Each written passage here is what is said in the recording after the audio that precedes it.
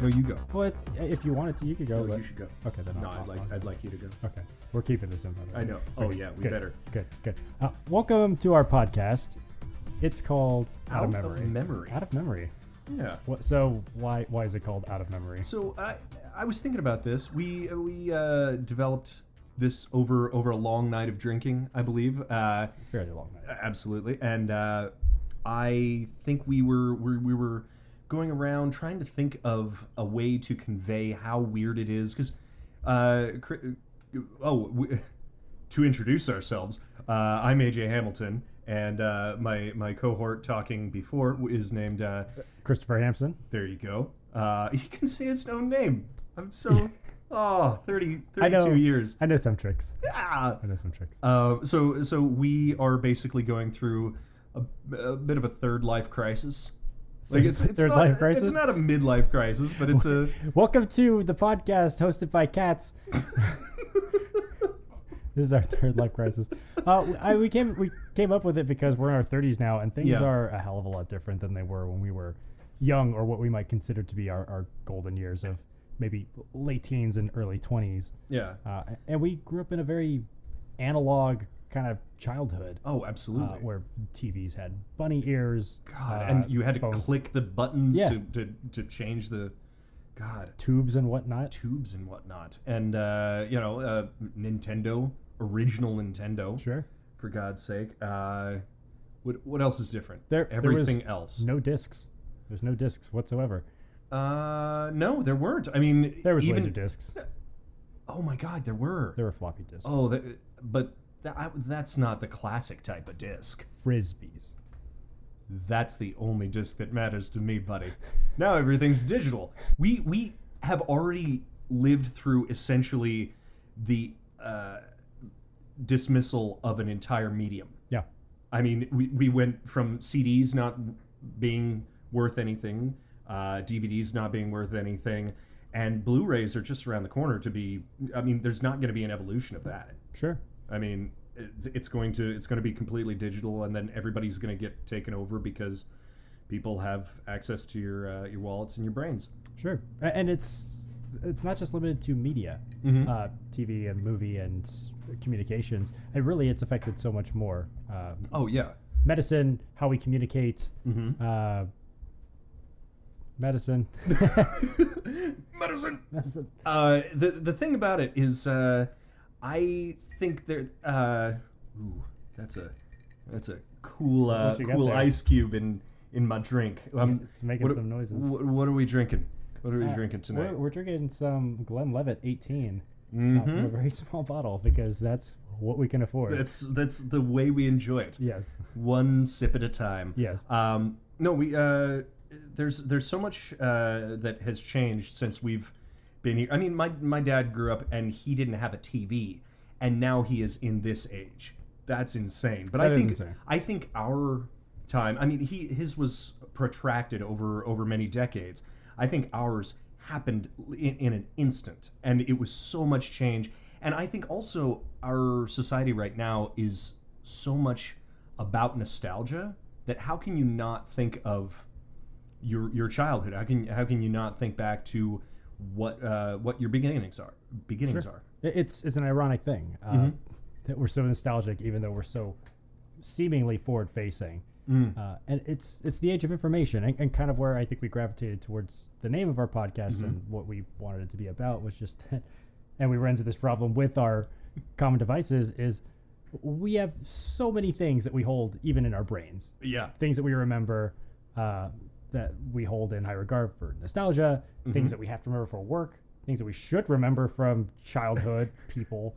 And what do we actually hold near and dear to our hearts? What should we keep in our memory, and what should we clean out if we run out of space? I would love if that was a possibility. Yes. So I guess that's what we're exploring here. And I mean, if the technology becomes available, we will actually erase the things from our memory that we don't feel is right. We're working on it, right, Chris? Are you? We are. Oh, that's it. Yeah. Some Glenlivet. Yeah. So this intends to be a podcast where we explore things that we might see through rose-colored glasses, talk about it a little bit, what we remember, what we thought was good. Yep. Then take a quick break, actually experience that thing again, and come back and compare and contrast. And cry, possibly. and cry, yes. Because I am excited about taking this adventure with you, but I am also... Take my hand, AJ. Take my hand. I got you, buddy. Okay. You gotta cut your fingernails. Why are you so sweaty? I always sweat. I'm like the Hulk, but I'm always sweaty. Don't make me nervous. Shirts don't like me when I'm nervous. So I am excited, but I am also horrified that we are going to ruin so many things that I have just kind of stored in my memory, and been like locked it away, being like, that's fine. That was good as a child, but it seems like time has protected the world from our thoughts long enough, and now that the technology is available, we are unleashing our brains and horrible viewpoints upon people. Oh God, I love it. To that end, do we have any disclaimers about this podcast that people should know in advance?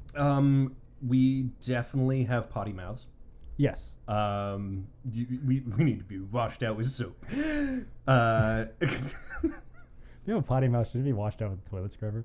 Oh yeah, I guess, or at least plunged first. Wouldn't you think? Ooh. Yeah. That'd be cruel. I mean, I'm sure somebody's done that before in the history of awful parenting. Yes. Right? Yeah. I intend to start that tomorrow with my daughter. Hey, you're welcome. Plunging. Let's throw out there as a first disclaimer. Yes, extreme please. Spoilers. And not that we might ruin anything that is recent. Maybe we all should, I don't know. But that we might ruin the way you might remember things. We're certainly ruin the way that we remember a few things for ourselves. Oh yes, absolutely. And we will take your hand, as Chris has done to me, and lead you through our memories of it, and then we'll give you a chance to join us in the process. We will let you know, like probably in the show notes or something like that, the episodes that we watch, and let you know how to play along at home in the home game. Yeah. Right? Yeah. Yeah. Should we? I mean, I feel like they're more along for the ride or kind of captive. This is happening to them. No participation. Sorry. Just suffer. Suffer through our memory. Yes. What other things do we have? That's it. That's the end of the podcast. We hope you had fun. Well, like, what is the format of this thing supposed to be? I mean, obviously, we're keeping this. Haven't we figured it? Isn't this it? Just rambling? Yes. Pretty much. Fast and loose. Yep. Yes. No. Like we said, we're going to we're going to welcome you in with open arms at the beginning. Then we're going to frighten you away. And tell you what we're talking about. We should have called this revolving door. Oh God, because we just keep going around and just around. Churn them out. Yeah. Plunge them out. Yeah. Exactly. Is there going to be any sort of ceremony at the end, perhaps? There'll be a short prayer. Mm-hmm.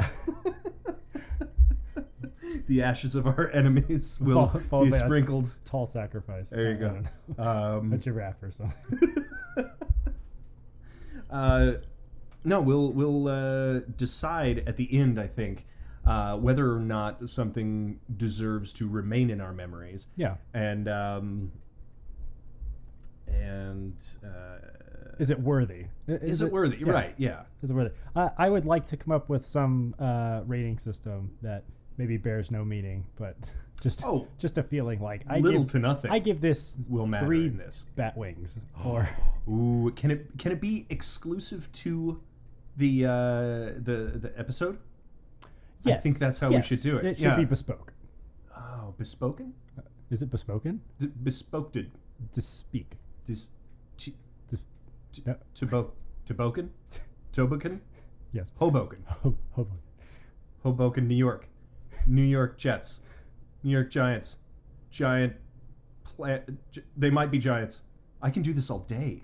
Do it. Okay. Mighty Mighty Bosstones. No. Do you know there was a guy in that band who just danced? He just skanked in the corner. Skanked? That's what that was called. That's not what it was called. I think it was called that.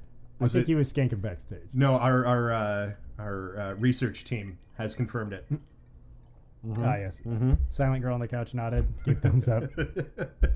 Skanking. What a great dance. I want to say that Slipknot had like 4 people that did that, except there was masks. So you couldn't tell who was who. Yeah. Who had the dance They'd moves. switch it up. Oh, God. That gave me nightmares, man. Slipknot? Oh, yeah. I mean, all their posters and stuff. I had. Oh. What, you have them up in your room? No, I had them above my bed. And I don't know why I did that, because I would go to sleep. Also, they would fall because I wouldn't use very good tape, and so it just wrap me up and choke me in some kind of Slipknot. Okay, that's silly. You're silly. You're silly. Oh Okay, man, so the '90s. Should we jump into our first? Let's topic our inaugural topic. What is this episode about? This episode is about something that just, I don't know why it obsessed my, I was obsessed with it in the late 90s, but it's Beast Wars. It was the triumphant return of Transformers to the TV after quite a number of years, I would say. Yeah, I want to say that Transformers was always probably around in some capacity. Some iteration, yeah. And much better known than Beast Wars. So I don't know how triumphant I can call it, except that I felt that it was... I was using hyperbole sure. at that point. Sure. I mean, I felt like it was done better. I thought that it was something far more interesting. The writing of it felt... I know that they're animal transformer robots that don't really have souls. They have sparks, but it was very human. It was something that it didn't feel like it was pandering for the toys, and it actually had this much deeper, overarching storyline that went not only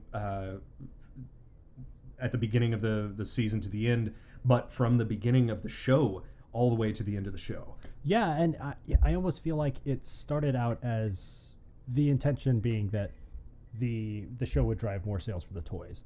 But I think you very quickly saw, at least from the first generation of the toys, a quick departure of that, where Megatron was intended to be an alligator, and Optimus was intended to be a bat. Yeah. And I think the toys very much struggled with keeping up with the TV show after a while, because they got very much into storyline and things that were happening, and to some extent it was kind of a really rough point for CG, especially CG for television. Very much so. That was a similar time. I think they may have been almost overlapping or concurrent with Reboot, which was another. Yeah. I think they had come out first, because it was both Mainframe, right? Mainframe, yeah. Yeah, and not the bad guy. One of them was named Mainframe, wasn't it? No, or Mainframe is where they lived. Mainframe is where they lived. That's right. Yeah. But I think also if you're thinking of have what was his name? Megabyte. Oh, Megabyte, yes, and Hexadecimal. Hexadecimal, yep. She was so wonderful. Oh God, and if there was only 2 bad guys in that, and then there was Hack and Slash, but they were cronies. Oh, and then there was a time where both of them combined into Megadecimal, I want to say, which was spooky. Yes. I remember. Actually, that show was pretty awesome. It was, and it just got better. I mean, it was probably one of the first completely CGI TV shows. I think there was like a Voltron attempt at one point. Yeah, but I think that was later on. Yeah. No, I think you might be right. That might be one of the first. I want to say that Hasbro paired with something called Mainframe, and we'll probably see it in the. So that'll be part of the format. It's whatever. Is fact checking. There'll be no prior research to make sure that we maintain our rose-colored glasses. Well, at least we didn't even properly talk about it. We started talking about Beast Wars tonight before when I got here, and then we were like, wait, stop. moratorium. We did that until we're done. We did that last week too. Well, I don't even remember last week. I'm a very old man. I'm a whole half of a year older than you, Chris.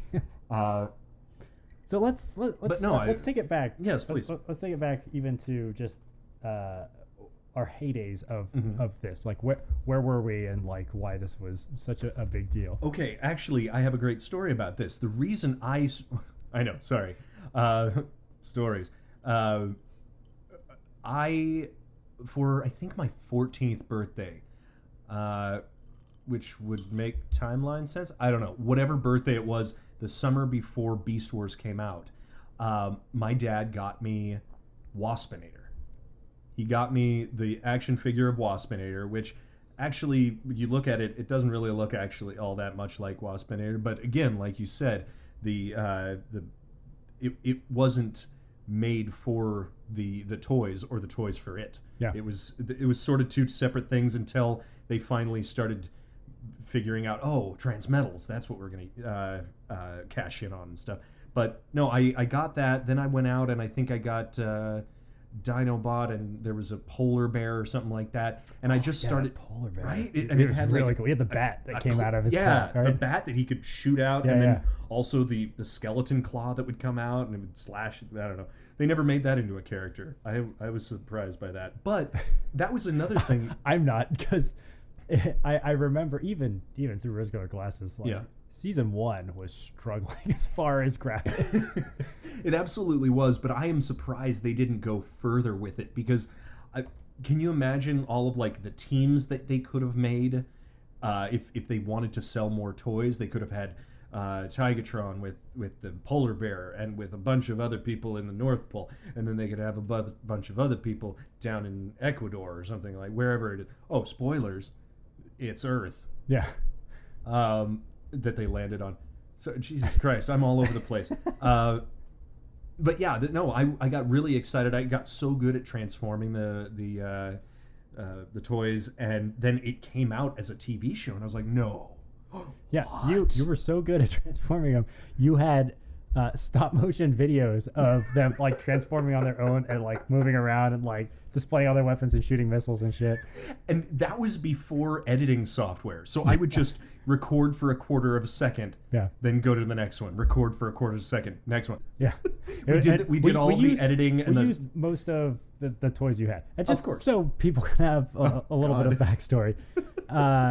AJ had like the movie version of like a child's room. I had the 40-year-old version. You did, yeah. There was just toys from wall to wall, buckets of like mint condition, everything that you ever wanted to play with, like in the 90s, and even Mighty Max. Even in like the 2000s, like give us still like all the toys from the 90s. But for that video, we like tried to use all the toys that we could, like a Bart Simpson. Men in Black. We used Men in Black. We used Mars Attacks toys, and all the special effects we could, like holding a plastic like blue cup in front of the camera to make it look like there was like lasers happening. Yeah. And then also like a flashlight through a red cup. Yes. For like a teleportation spotlight or something. I don't know. Yeah. So, yeah. AJ was the person I would go to in order to play with Beast Wars. Yes.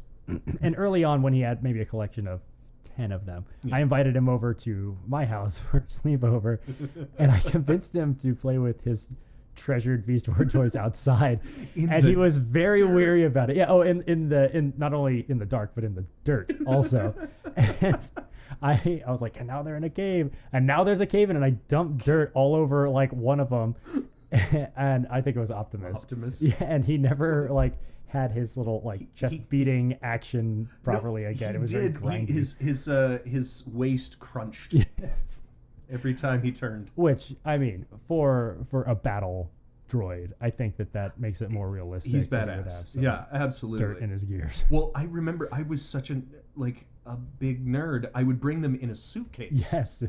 I remember the suitcase. I mean, how else are you going to transport it, right? Come on. I mean, I got to keep them safe. Here. Bring them over to your irresponsible friend's house to dump dirt all over it and take their resale value down.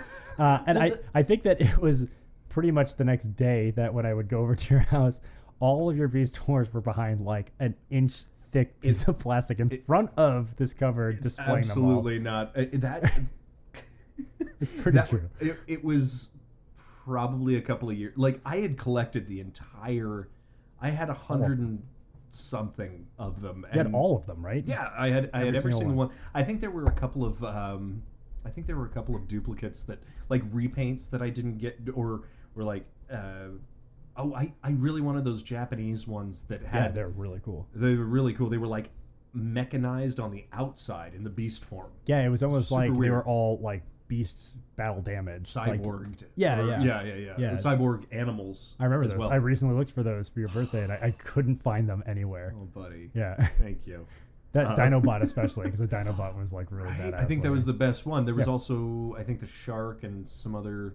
Oh, I think Waspinator actually. Yeah. But yeah, man, you can't go back, can you? No, so there were the toys. Sure. There was also the video game.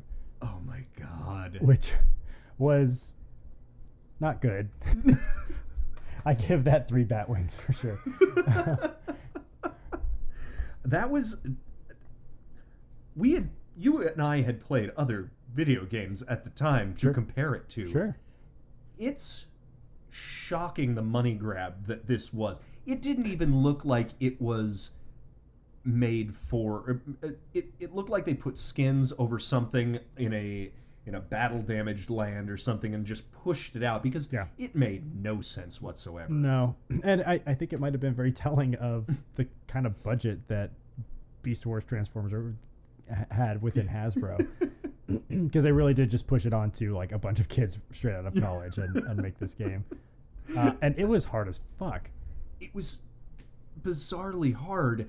And it didn't make any sense. No, there wasn't on-screen instructions really. There wasn't a concrete direction that you could go necessarily. No. I mean, it was somewhat open world levels. It was boring open world. It was like there is only one way to go, but there's an expanse of land that you can just wander. My favorite part is that when you're selecting your language, you can choose either American or British. I mean, which I think was the same. I think it was the same. That would have been amazing if they just all had a slight accent, or just worse teeth. They drove on the left-hand side. Right hand? Left hand. I'm right. If you lose, it just says Brexit instead of game over. Wow, that's a prescient early 2000s video game. Right. How did they know? Oh, this has been long coming. Oh, also, okay, so not to get off of that, but there was a PlayStation 1 fighting game, I think. Yeah. It was much better. Yes. But, yeah. So that's not the one that matters.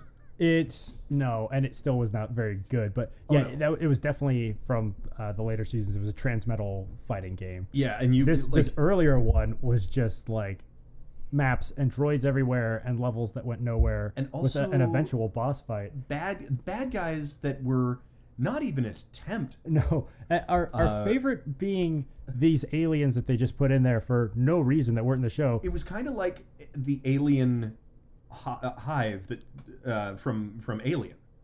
That squirted like out the face hugger. It's like that, but it would make a disgusting like meat slopping noise, and then a snake would come out. It's like, and so we called them spoots. Spoots. Because it would just kind of spoot out all over the place. And you'd sort of have to sidestep it. Yeah. And that would be, then you'd shoot it up on the ground. Yeah. And it'd be like, so what was the point of that? The game was all about strafe.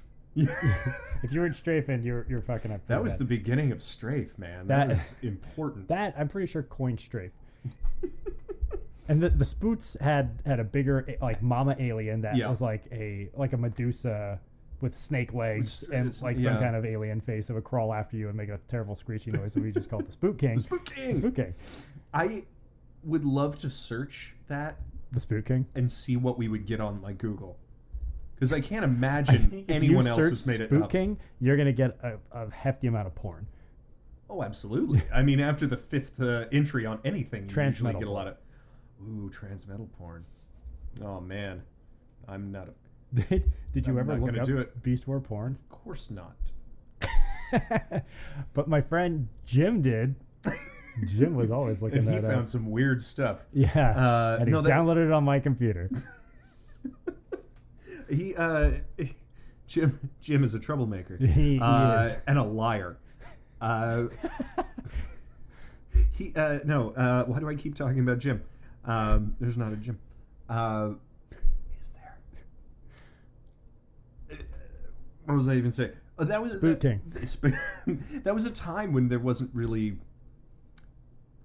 great porn. I mean, great speed of there wasn't the insanity of niche markets or niche animation or.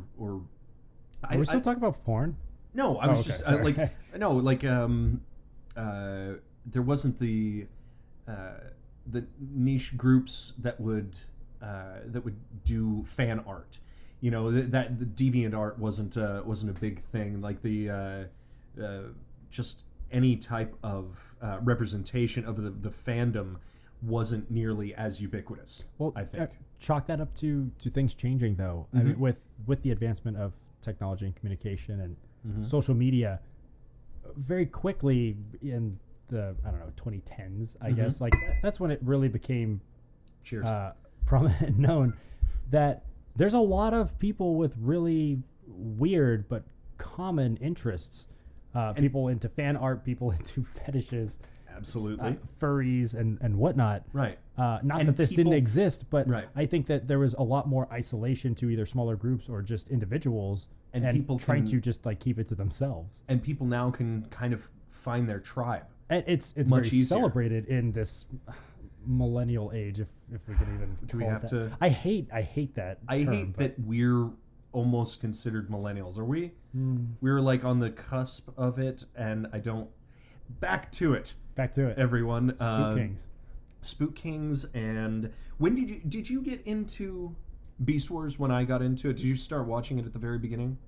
I definitely watched it during season 1. Okay, I watched a lot of it on a really awful TV with rabbit ears and lots of static, and watched it with my little brother. Nice. But I would say I definitely got into it more knowing that there was other people that watched it. So I confided in you with that. We were able to play with the toys. My brother played with it.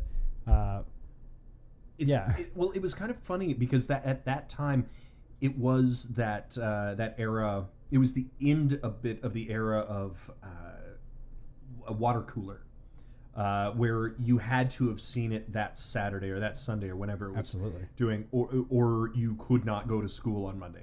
Not necessarily that, but there were events like that. If you watch The Simpsons or if you watch something like that, you had to have seen it, or else it's not going to be on repeats until the summer. I would say that there's a lot of good shows for their time that fell victim to that, and I'd say Beast Wars is one of it because it didn't have a primetime slot. No, it was just kind of wherever they felt like moving it to, because remember, they would move TV shows around. Oh yeah, and I would say probably the one that came right at the end of that era was probably Family Guy. So Family Guy suffered from the same thing where it got moved. I believe it was on Tuesday nights for a while. Nobody really, Friday, Fox didn't know Sunday, what to do with it. Yeah. And they took it off the air after its 4th season. Yeah. But people loved it, and that was the start of people being able to communicate properly online about it and share memes.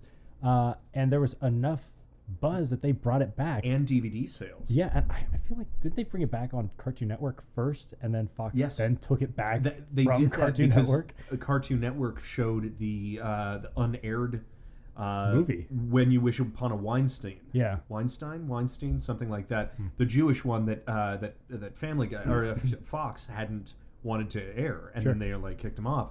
And yeah, Fox now Fox saw what they were doing. Seth MacFarlane is the entire evening block for Sunday nights on Fox. Oh yeah, well, I mean, he's had a go at it for a while. There was a time when he had American Dad, Cleveland Show, and Family Guy on, and now he even has this new show coming out, Orville. The Orville. It's a live action parody of Star Trek where he's starring in it. Yeah. He's got the keys to the kingdom right now. He totally does. He's got a ton of money, and he's producing, which is exactly what you do when you have that much money. Of course, you make your dreams come true, essentially. We should do an episode on the earlier Family Guys, I think. Yeah, because that is a big difference. Absolutely. And then we can watch, compare and contrast new ones and old ones, the feeling of it. But so Beast Wars, do we even want to talk about the storyline? Because it's a very... Should we go through it? Yeah, do it. Okay, Megatron, who is not the original Megatron from the 80s cartoons, that always confused me. That confused me as well, because Optimus Primal obviously wasn't Optimus Prime. Yeah, right. But why was Megatron not Megatron? Is that just like... He said it later on in like the second season. He was like, the robot I took my namesake from. I appreciate the voice. You're welcome. And it just was like this line that was seasons later. He called him a man? No, he didn't say a man. I didn't. I haven't seen these in so long. I don't know what they were. This bot that I took my namesake from. I actually met David Kaye on a red carpet one time. It was crazy. It was like, hey, I'm a big fan of your Megatron. And he was like, I've played Optimus Prime since then. Yeah. No, he wasn't an asshole. He's great. And he didn't adopt me. I was really hoping he was going to say yes. Yes, excellent. So he steals this ship and some golden discs. He stole the ship? Yeah, he stole the ship. Wasn't it the Raptor? It did not have a name. There was the Avalon. It did. Maybe. No, there was the Predacon ship didn't have a name. Huh. I want to say the Avalon? The Axelon. Axelon, thank you. The Axelon. The Axelon, and I know that the Predacon ship didn't have one because there was a later I know that there are Beast Wars fans that are listening to this right now. They're just like, God want to punch us in the face. It's the Axelon. The Axelon. God damn it. How do you remember? You have such a better memory than me. All right. And then, so this research crew that's led by Optimus Primal, and there's Rhinox and Cheetor and Rat Trap, but do they have those names before they get the I want animal? I don't know. It's all marketing. It all has to do with the toys. Look, season 1 was not thought out very well, and that's why they had to keep going back to it. Like, oh, right, this. By the way, just kidding. This actually was. Let's retcon that because you said that they were a research vessel. They were out in space, and that was why they were the closest ones to chase after him. But then later on, they threw in their Rampage, or what was his name? Just like Robot X or something like that. Robot X, yeah. Something like that. Project X. So it was like a secret mission to like dispose of him, or like imprison him or something. I guess they were just going to launch him out into space when they were far enough away. They had multiple things to do. That sounds humane. It's just like the space shuttle. They go up there, they do some crunches, they run on a treadmill, and then they eject a prisoner. They grow up. They grow some little things in 0 Gs. They have ants. I don't know. They do a lot of experiments. It's fine. But also they had a very large group of stasis pods that were all warriors. Yeah, taking that into account, that they launched into space. They had how many stasis pods with like sleeping robots? They have? There was like 20, 100, 50. I mean, they were encircling the Earth. Because even though they didn't introduce all of them, didn't they go and pick up the rest of them or something like that? They picked as many up that they could. A lot of them died during the transmetal transition. That's dark. Well, they all landed. They all like, and they fell to Earth, and some of them didn't. They were just fried or something like that. I don't know. Yeah, which is super weird. Because they're like they really glazed over fetuses. That Holocaust. Yeah, it's kind of weird. I mean, but with that many robots on a ship, were they all out there doing research? Are they going to invade a planet? Like what the fuck was happening? I feel like it might have been something, and this is taking it way too far because I've thought about this. Take it there. But maybe they were going to go from planet to planet and leave like three robots on each one, and they would wake them up and be like, "Hey, this is you," just like in like a normal. Like in Covenant. Did you see Alien Covenant? No. Okay. Well, a lot of people are asleep in it, and when they get there, you know, in most space movies where they're like, okay, only 3 people are awake, but the rest of them are in stasis. Oh yeah, sure. You know what I mean, like that. And I think that's what the point was, is that they were going to go to these planets, drop off a crew of like 4 people. Abandon them. Abandon them. Yeah, of course. Well, no, they'd take note of them. They'd be back in a century. I don't know. These robots can live for a while. Yeah. You know? But that was always my theory. So yeah. So the Pentagons, they steal these discs, and I believe they use the discs to like figure out how to go back in time, right? Yes. And essentially the Maximals, which are really just Autobots. Autobot kitties. Small Autobots. Yeah, and the Predacons follow them there, and they shoot each other. The ships shoot each other, and then they both fall to different parts of the planet, and for seemingly no reason, they have to take on animal form. Well, the reason was because their robot form couldn't walk around because there was so much energon. There was so much raw energon. That's the only voice that I can do. That's the only one I'm going to try for you people. But it became less apparent why they needed that, and it's never really been apparent why they had to. I mean, after people on Earth knew that there were like Optimus Prime was or any of the robots from the original series were like these stories tall robots, was there really a point to hiding? You're like, I bet you that tractor trailer is probably Optimus Prime. You might be right. Let's bomb him. No, but in this one it was sort of more survival. And then there was that episode where they all got taken over by the primal they were forced to be in beast mode too long. Yeah, I guess there was a lot of like pseudoscience that was extreme pseudoscience. I'm gonna chalk the pseudoscience up that usually comes out to crappy filler episodes like that one, because first season is massive, right? It's that one is, I believe, 26 episodes. Sure. Then the subsequent ones are 13 each, I want to say. Right.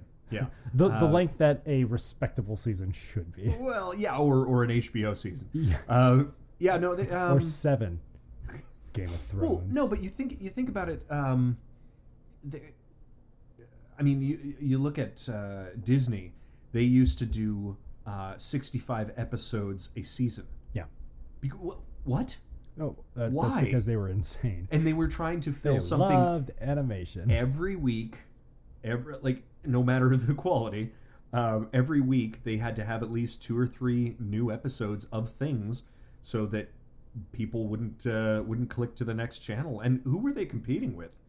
Jesus, nobody. I'm never pretty have. sure that back then ABC controlled everything. It did. With there were TGIF, Disney Afternoons. Still controls everything. Yeah, they have Star Wars now, man. And Marvel.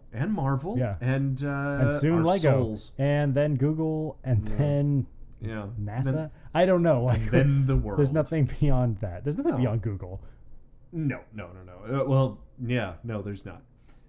And soon they'll have the golden discs, and they will go back in time to shoot down the Axelon. So essentially, all of it is these robots. There's betrayals. There's love interests. Mm-hmm. And for why? What is the love interest for?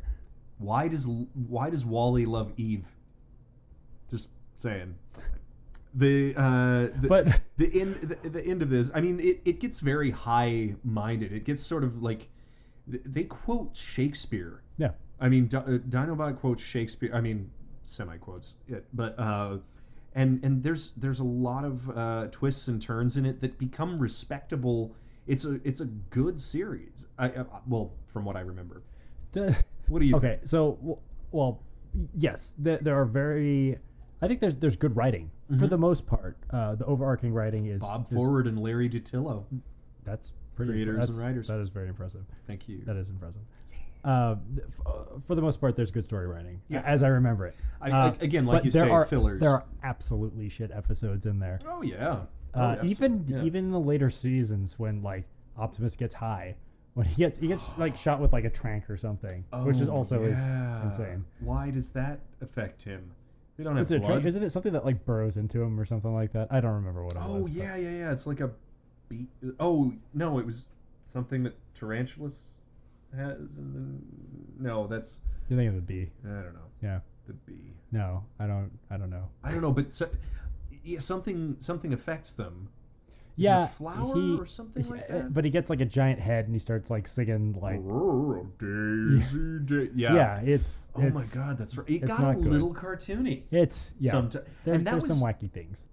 I mean, they usually kept that to just Waspinator, and I really liked that. I liked that there was one character that they allowed to be the punching bag, the cartoon-ish cartoon.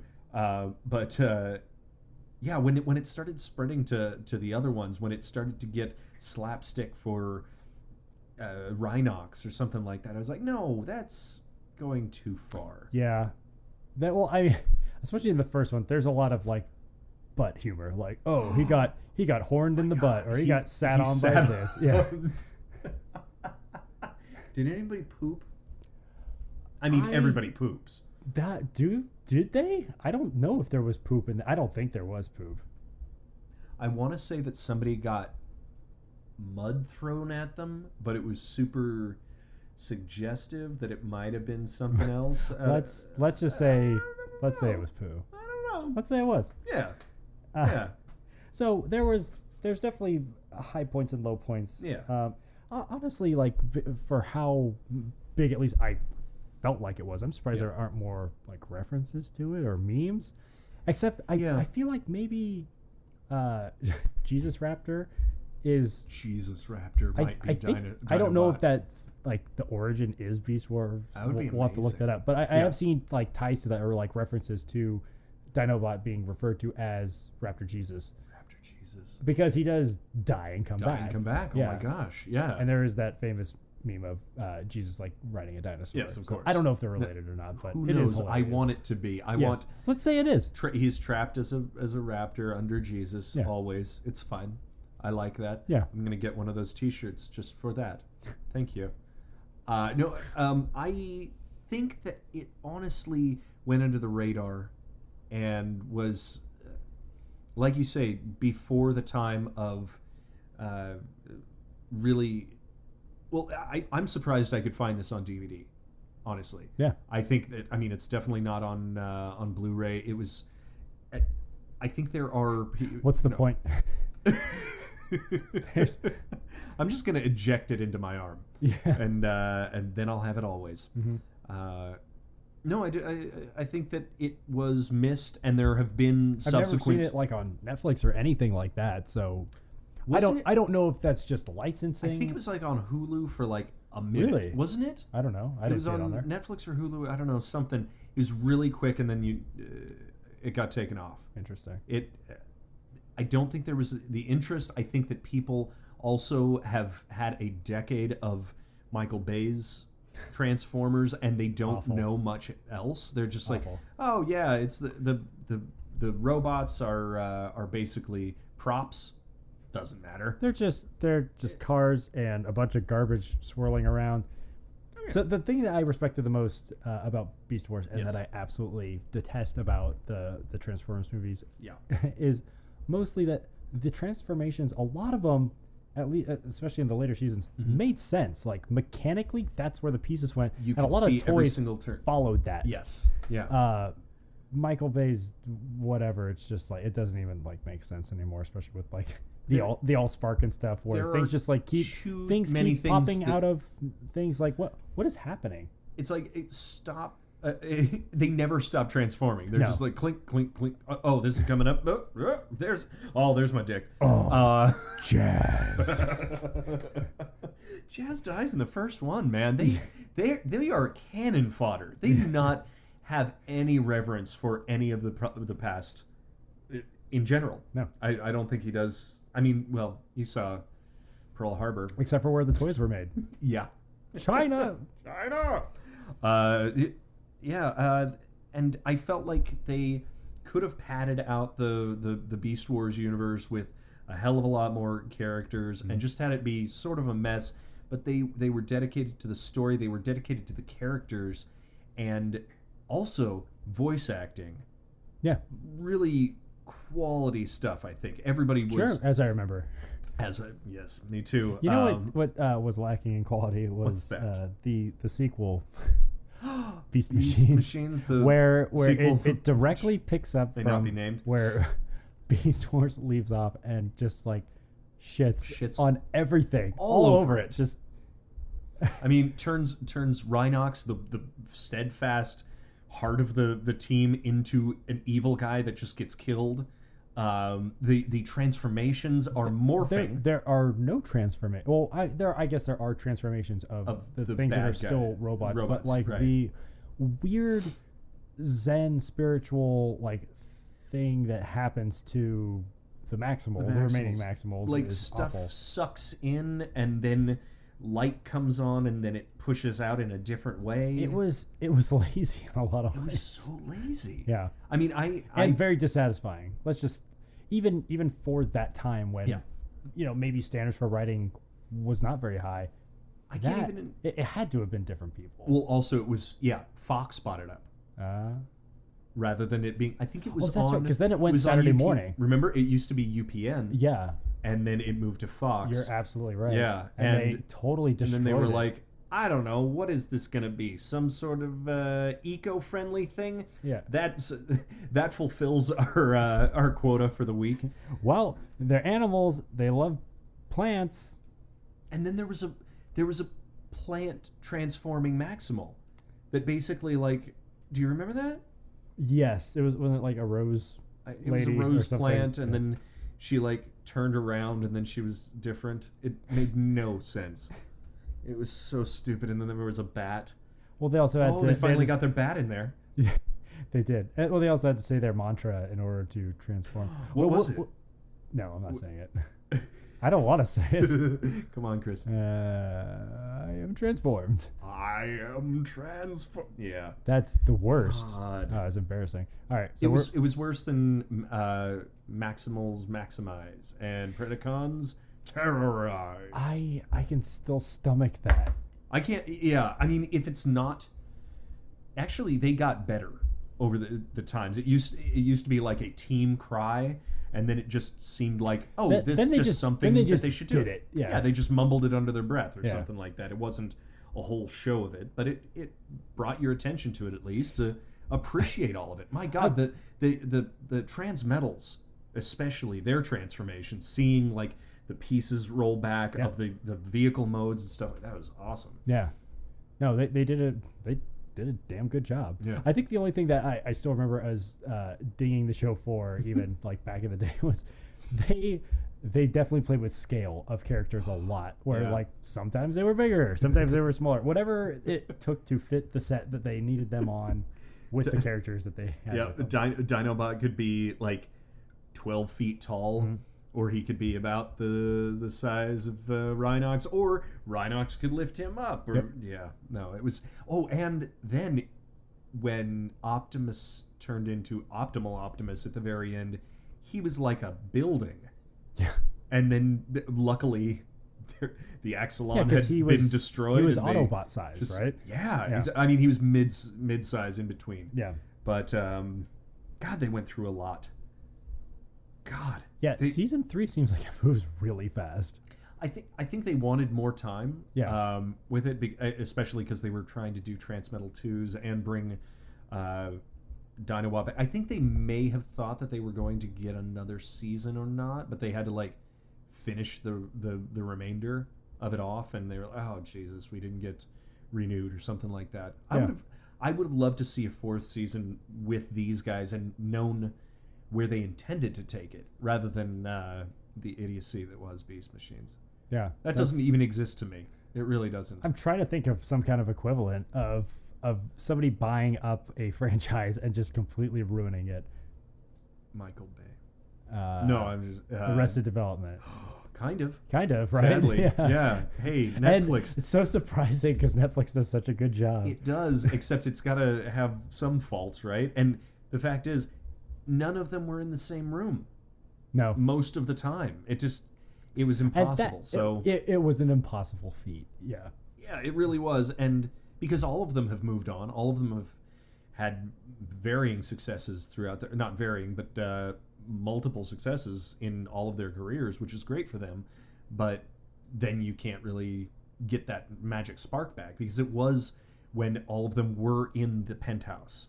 Yeah. That it would be hilarious, rather than them, two of them sitting in one corner of the seat, then another person sitting on the other end of the sofa, and they're not in the same room. Yeah. How do you do that? That's, I don't know. That's like a band recording in silos. Like, but I suppose that voiceover people do it all the time. You know, voiceover people it record can happen separately all the time, but it can happen. But you're right. When it was the chemistry that worked, the in-room chemistry. Mm-hmm. I think so. Yeah, we'll do that too. I mean, that wasn't our childhood. No, that was an invitation to rewatch the series. Oh no, I thought we. Never mind. Oh, now I get it. Yep. Mm-hmm. Sorry. Mm-hmm. Well, all right.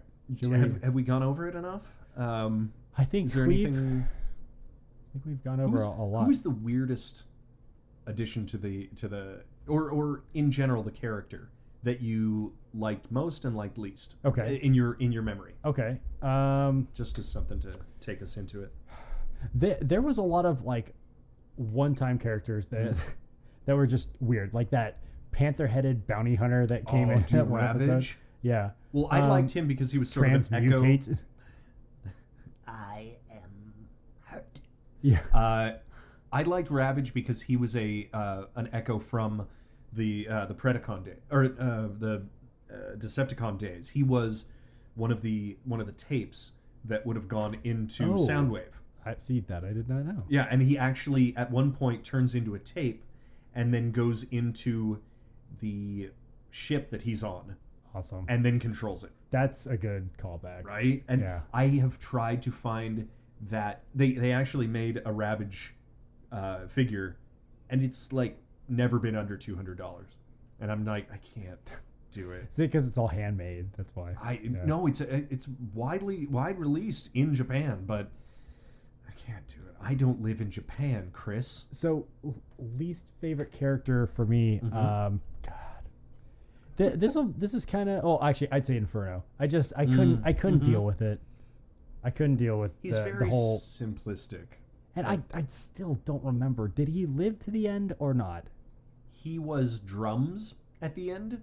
He lasted to like the last couple episodes, and then when Waspinator gets pissed at them, they blow him up. But then all of the natives take him and Quick Strike out. Yeah. And they're like, we can take them, and they throw a bunch of spears at him, and they're like, oh, we couldn't. That was our weakness all along, Sticks. We should never have come to this planet. We're so bad I at being robots. watched War of the Worlds with Tom Cruise first. This planet Kill them with full the of flu. sticks. Yeah. Oh god. No, yeah. If I remember correctly, in the very last scene of Beast Wars, Wasp. Cheers. Yep. I don't know. Waspinator sitting there on his throne. Waspinator has plans, and somebody, one of the natives is trumpeting through Quick Strike's snake, and then somebody else is drumming on Inferno's head. I didn't like Quick Strike either. In fact, I hated all those characters. There were very few bad guys who were compelling, I would say. Yeah. There was Tarantulas was great. Yes. He made sense. He made so much sense, and he was the Starscream of this one. He was the betray. Oh no, wait. Well, Pterosaur was Pterosaur for a while. was intended to be, and I believe that the voice of Pterosaur was also the voice of Starscream. It was, yeah. Yeah, it was, and also was Starscream in that one episode. Yeah, that's right. Yeah. That was really cool, actually. Where he was, I am strong and transformed and stuff. Yeah. Anyway.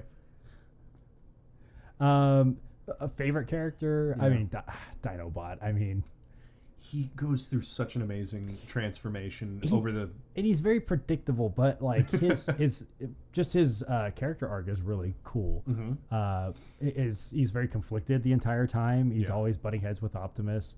He's kind of just a very real character. He's an anti-hero. He's an anti-hero, and he's also someone who brings that feeling of conflict, and yet everything is all right. Yeah, like conflict and clarity. Conflict and clarity, being on the right side of things, but maybe wanting to do them in a different way. Yeah. Although his weapons were very tossed in there. And I want to say that was one of those things, and he had the worst transformation. That was one of those things where it was totally driven by the toy. It was. To start, and they didn't know exactly what to do with it. And they sort of couldn't evolve him. Eye lasers. Sure, why not? We couldn't put that in the toy, but he's got to have a projectile weapon, right? No, because they added like 2 chain guns. Oh, no, a second chain gun to... Rhinox. Why not? Rat Trap had those exploding bombs that came out of his wrists. He kept growing weapons. They released a new Rat Trap toy, and he had a bomb in his wrist. Amazing. Super cool. Amazing. I'm still a dork, by the way. Thank you, everyone. Since you had all the toys, yeah. What were the best and the worst toys? I would say the worst toys were the smallest, obviously, because there was like a pterosaur had a 1 move transformation. I had a feeling, but so did Rat Trap. He did. That's true. But his almost butterflied open, and it shifted more. I think the head just went back on Pterosaur, and there you go. He's done. Yeah, he's really dumb. That was very like $5 Transformer toy. Do you know there are Transformer toys from the new movies that don't transform? What's the fucking point? What? Like which one? What do you do? No, all of them. They just have figures that are like Transformers. He's a robot that for your transforms dumb into kid. a robot. Well, okay, let me explain. He's a Roomba, but he just you'll love it. No, it's just some of them that are like, hey, only 2 moves to transform this. Don't worry, you don't have to figure out anything. Spin the head around. Now he's got a face. Robot. It's like a GoBot, Suit of honestly. Armor. Robot. So what was I going to say? Oh, the coolest transformation I think that I loved was Rampage, because it was so accurate to the thing. It was. He had the tank treads. Yeah. For God's sake, that folded into his claws. I mean, that was something that you didn't really see in toys, and the claws folded together, and his it all made difference sense. Though, Everything between fit Generation 1 toys that were driving the show, and Generation, I want to say like 3 or 4 that the show drove, where they actually thought about like how his parts actually can move together and like what he does, and animated that way. Yeah, and they designed the toy from that.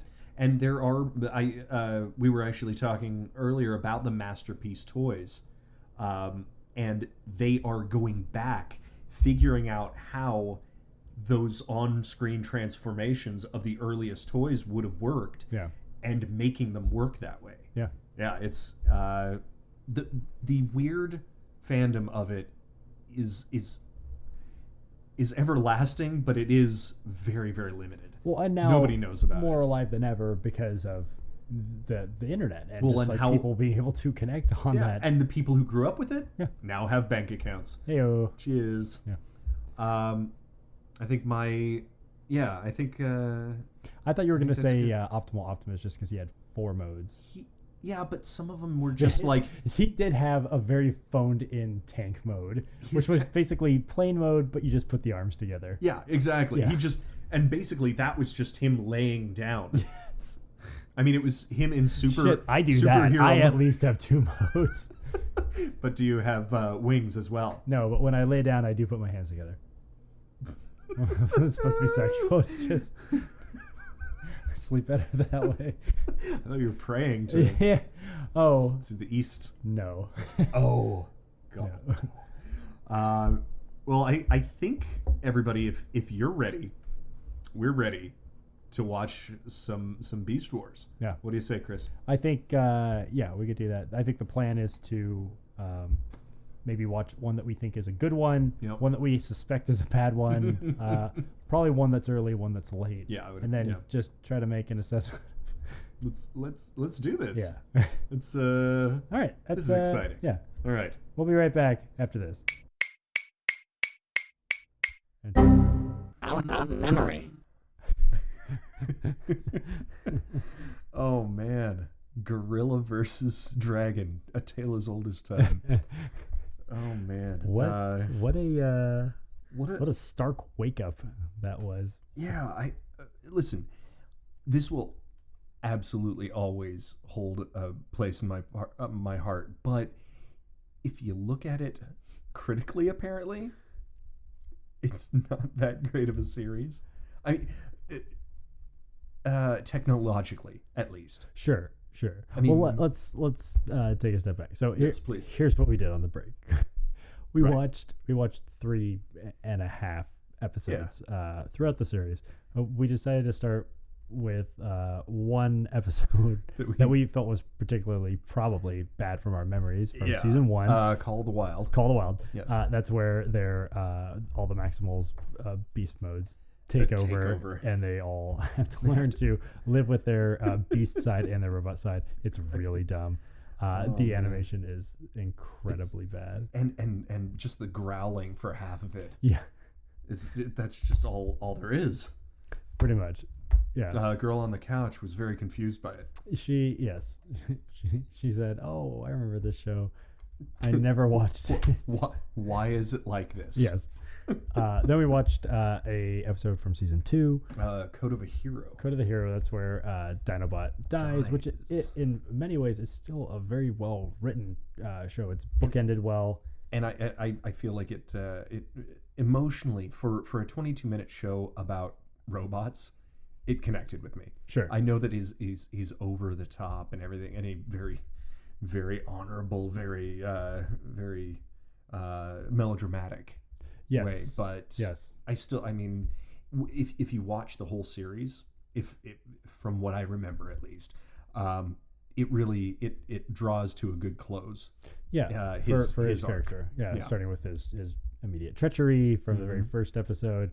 All the way to this very last episode with him, where he is still struggling with that, still dealing with the stigma of him being a turncoat. Again, a turncoat. He thinks that Megatron may be winning in the second season, and then so he gives him the golden discs, and then he's like, "Oh no, what the hell have I done? He's not actually winning.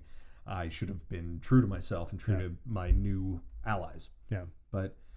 Yeah, an interesting episode. And then his clone comes back and kind of weird. That was the third episode we watched from season 3, which was called. What is this third season? It was called Proving Grounds. Proving Grounds, which is an awful episode featuring far too much of Silverbolt, which I did reconfirm is my least favorite character they have ever introduced. He looks like he's falling apart. His shoulders move, and he looks like there's nothing holding him together. There's nothing about him I like. I hate how his beast mode looks with his like sorry dog face and his obviously glued on wings, and his robot mode with those terrible like shoulders that are like constantly popping out of place, shifting, and his personality is just terrible. The way he talks he's the most stereotypical stereotypical character from a kid's cartoon show. It's like the knight. I am the knight. Everybody else kind of has so caricatured.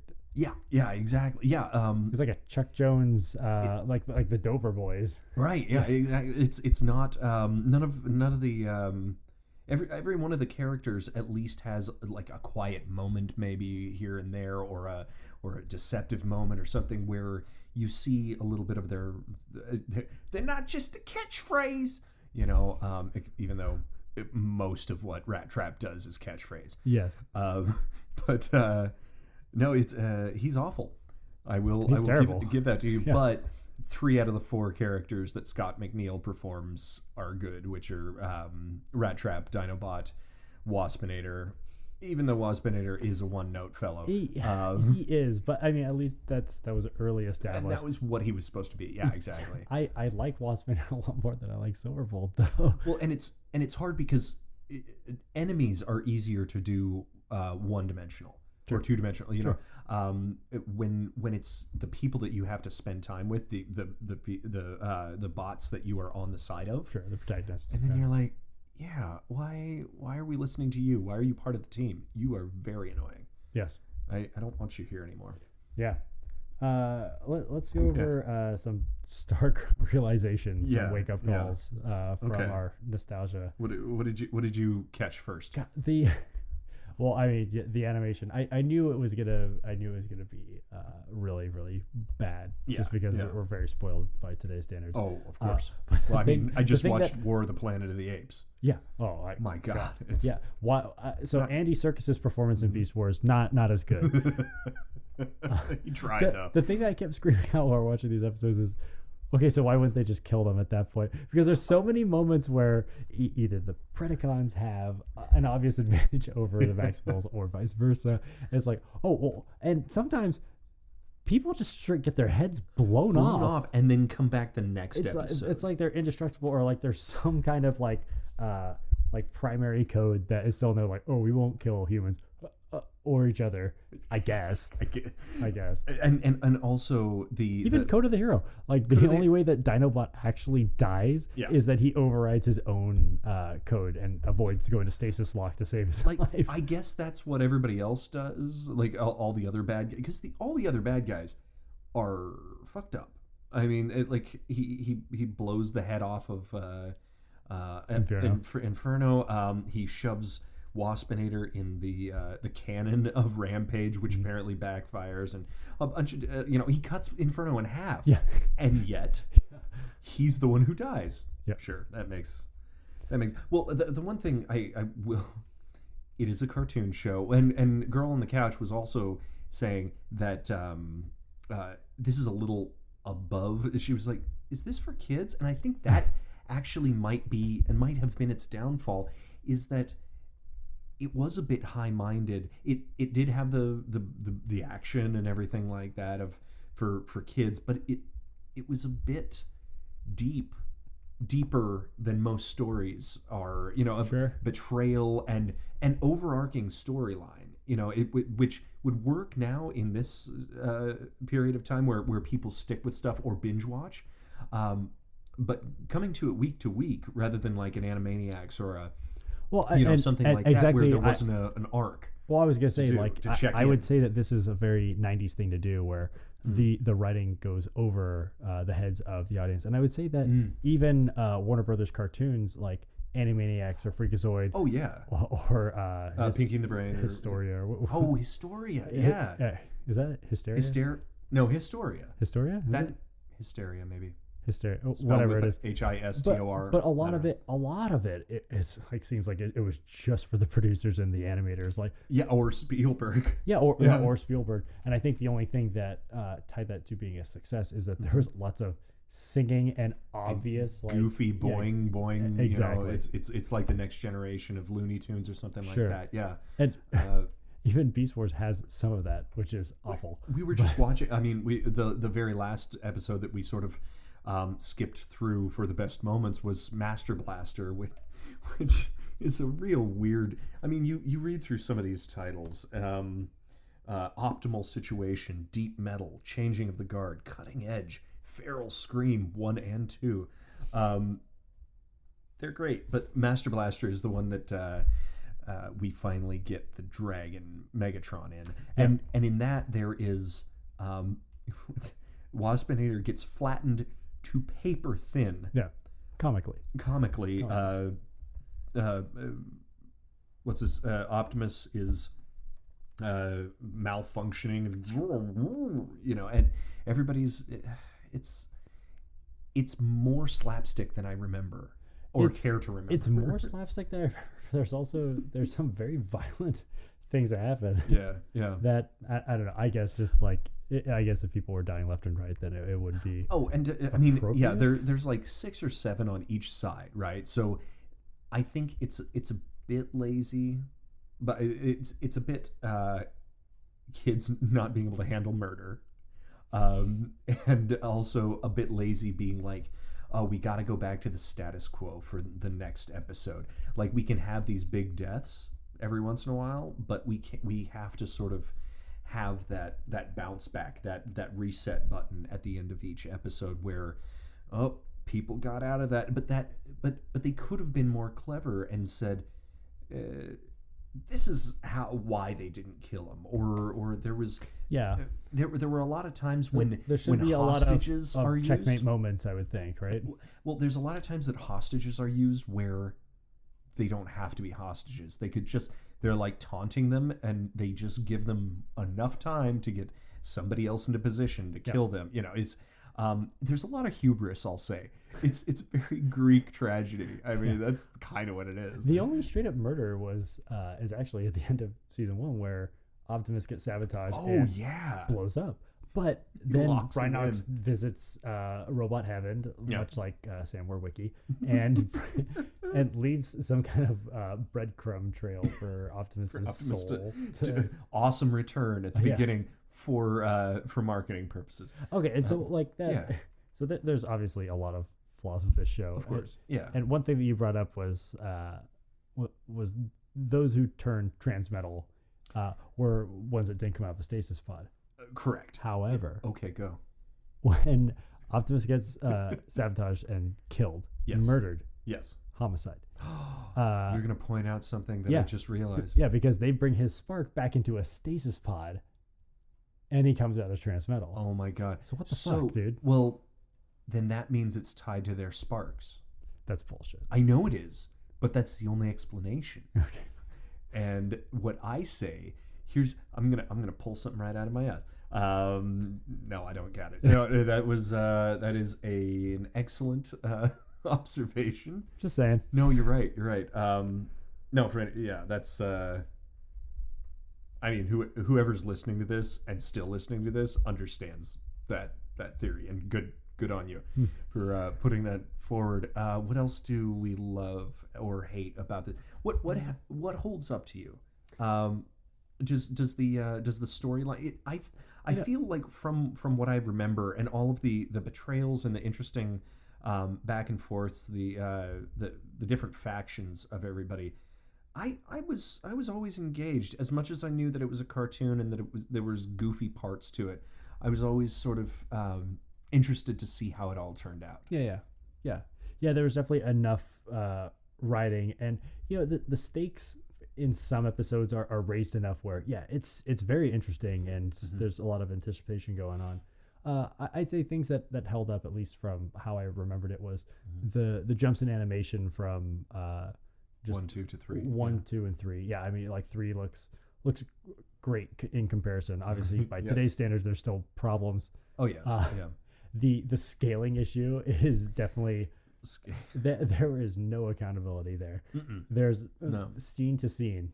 No, people are the same size. People are completely different cut sizes. to cut. Yeah, honestly. Yeah. Just whatever fit in the frame, really. Yeah. And also, it's crazy watching something in a 4:3 aspect ratio. Right. That's very, very. I was just helping my dad with that today. His TV has the option to change with the program.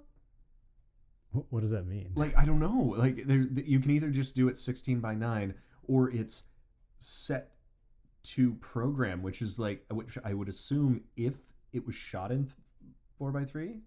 Is there anything switchback shot in 4:3? Is C-SPAN 4:3? What? Probably. They have not updated their cameras in a long time. No. Their transformations still look awful. No, you're right. It's I would love to have seen one episode of this done in 16:9. Oh. It's on C-SPAN. Sorry. Yeah. You're focused on the government right now. I get it. There's a lot going on, but no. This I will say that the big downfall to me is the backdrops, the ground and the settings that they have, like whenever the environment, the nature environment. Like when they get time to like do some work on metal or inside their bases, which obviously they spent probably the most time animating because they were in them so much. I think those are very well done, and the character designs for most, if excluding Silverbolt, are very well done, but they are just plopped into basically Duke Nukem. Yeah, and I'd say even just from a design perspective, is just that things that are artificial typically are easier just because they're far more linear, they're symmetrical, they're textured in usually flat ways. Whereas nature follows imperfect. It's imperfect. There's asymmetries. It follows no rules. S curves. And it's hard to imitate things like a tree that has thousands of leaves on grass it, waves or water. And we did see an episode that had some really good looking water, which we saw some bad water in the previous one. Yeah, we did. No, there's a whole episode that we didn't even watch. Or the fire, like horrible. God, even in the second. It's just a bubble with a cloud texture running over it, but orange. Yeah. There was a whole episode with the Axelon sinks at the beginning or end of one of the seasons. I think third season. They shoot it with a missile and it falls into the water, and they have to go back to get Sentinel to defend the Ark, and they actually they make a little submarine for Rat Trap, and he goes down in it and he drops in, and depth charge goes, and he's like, why ain't you helping this? And he's like, I don't help people. But that was Batman, actually. I'm not wearing hockey pads. I work alone. Rachel. But that was probably the best water episode. Although it's not hard to... I think the physics of the water was more interesting than the actual water, because most of it was just clear. It was him floating. It was fine. Sure. I know. Particulars. But anyway,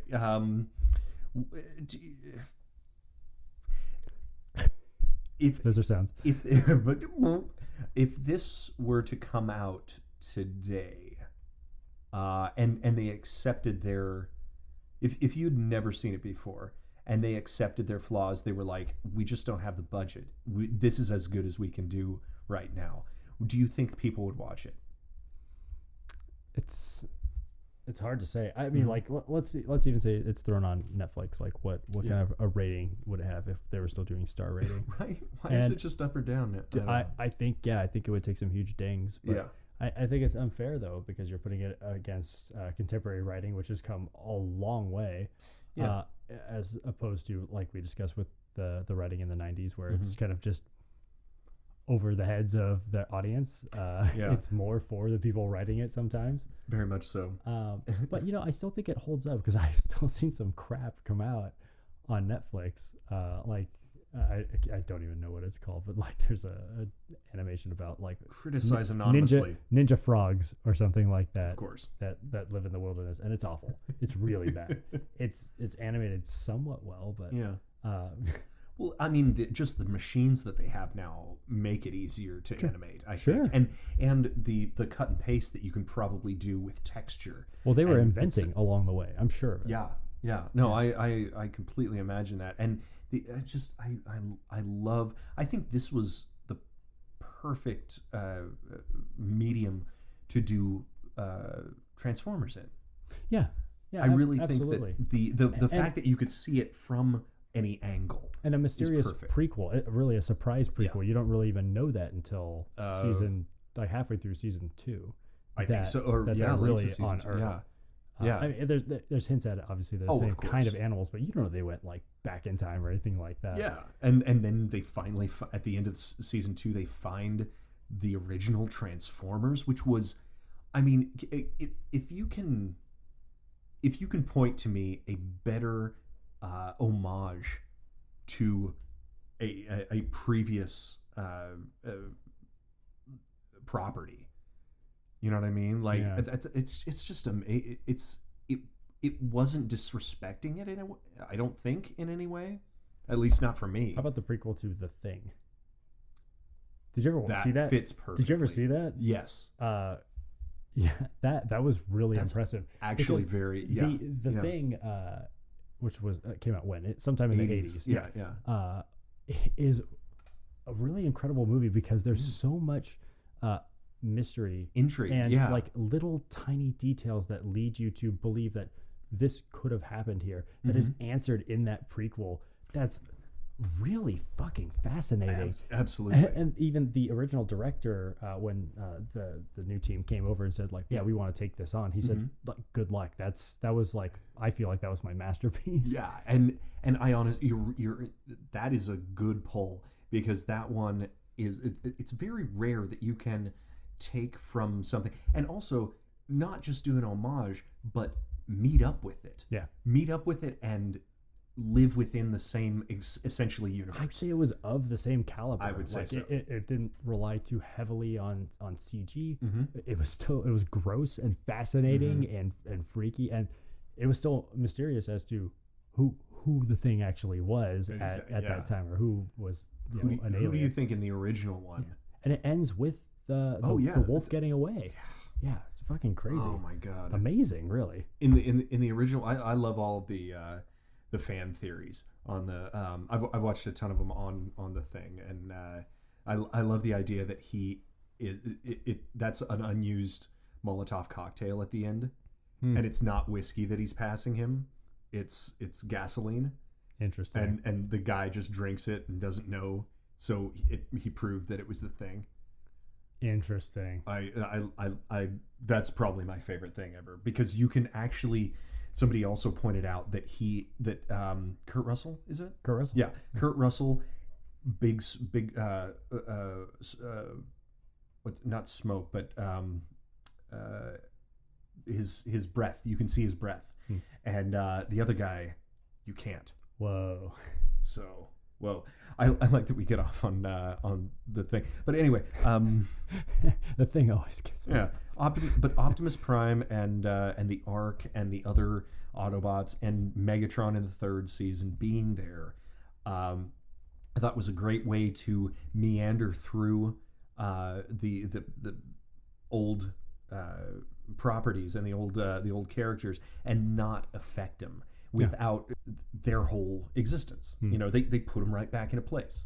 They sent them on their way, and they will live out their lives. The creators of Beast Wars were like, don't worry, we're gonna fuck around in this this sandbox, but we'll put it back so that nobody can be mad at us about any of the continuity. Yeah. So that was pretty damn cool. I thought they did a good job. The only thing that the way they wrap up the series, and they had to do it very quickly. They did. There was one scene that they cut out from the main final cut, was them putting Megatron's spark back in, which I suppose you can assume, but like I still think that left a lot of people angry. Just like, like Megatron the Dragon had both sparks in there the whole time, in his crazy, awful tentacle porn thing that he has that holds the sparks. Spiky tentacle weirdness. Oh my god. Yeah, and you did see that clip though, yes?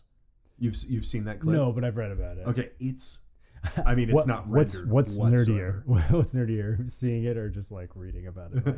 I've totally read a couple of fan theories about it, so that's not that nerdy. It's fine. I don't know who that is inside of me. That voice. I don't know who that is. I think it's the real you. Ouch. That's deep. Deep cut. No, it's just weird. It's unrendered, and it's just them yanking it out of his chest. It's very weird. But at least that's something. That's fine. Yeah.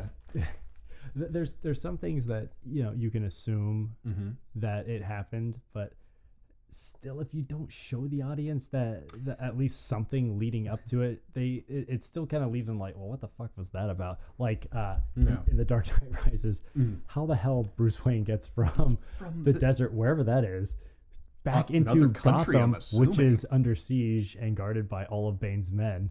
And he lights up the bridge with a bat symbol. Just, I mean, I understand he's Batman, but like, still, like, just like give me a 10-second montage of him like sneaking onto a plane or something like that. Somebody or something. Yeah. You just don't know what he has. What I know it is a broken back. Yeah, it didn't matter. It's like if he could like trade one thing for two other things and then trade those two other things for something else. Sure. You know, like I don't want to see a whole bunch of dicks and then he's in Gotham. Oh, okay, I got it. He definitely worked to get there. Saw that 15-second montage of Bruce Wayne just bunch of facials going to town. He comes back as Clayface.